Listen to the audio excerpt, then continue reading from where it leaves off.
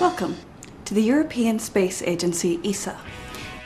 Newton came up with 3 laws of motion, laws that describe how forces and objects relate to each other.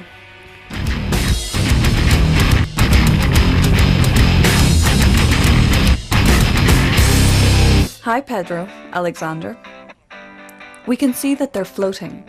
They're pushing against each other and move apart. That's an ISS battery and it looks heavy. That means it has a lot of mass, right? Once again, they're pushing against each other, but Alexander moves less. What we see this time is that for every action, there is an equal and opposite reaction, Newton's third law of motion. Alexander pushes against Pedro, action. This causes Pedro to move, reaction.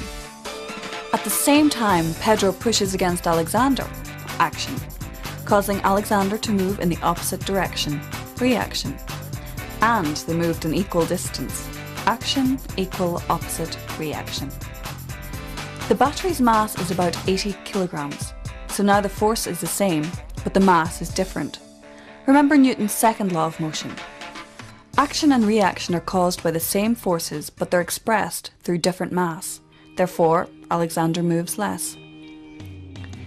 Let's see what the schools are up to. Here we go.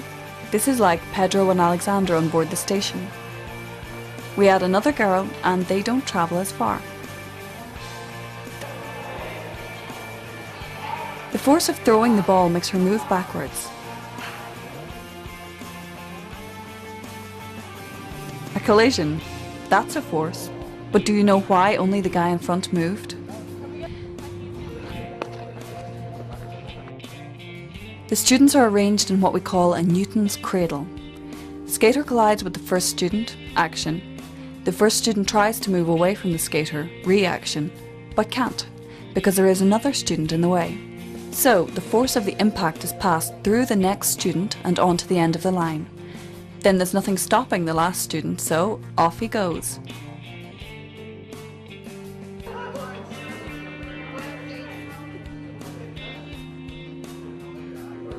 This is like the guys on the ice, only the last ball moves.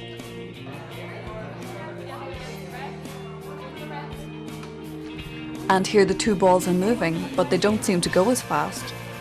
This is because the same force is travelling through the cradle, but is expressed through twice the mass. As mass and acceleration are related, the 2 balls travel less than the single ball.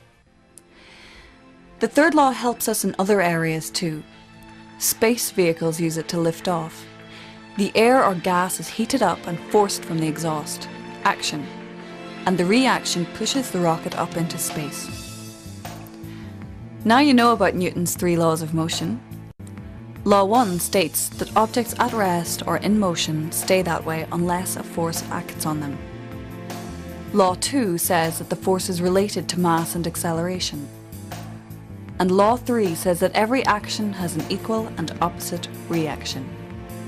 But why should we learn about Newton's 3 laws of motion? Well, it's all about science and research. Let's ask someone who has been into space. Bonjour, je suis Claudie. Hello, I'm Claudie Eniere. I've been lucky enough to lead a fascinating life. First, I was a doctor, a rheumatologist. Then I had a chance to start a career as a scientific researcher in the field of neuroscience. And all that with the idea of one day being able to take part in experiments in the field of space research. I was lucky enough to be recruited as an astronaut, first by the French Space Agency, later by the European Space Agency. A career as a scientist will bring you a lot of happiness, a lot of learning and development.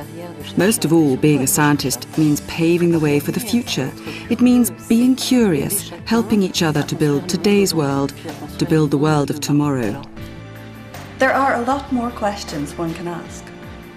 Why is everything weightless on the ISS? How does being weightless affect the human body? But for now, goodbye.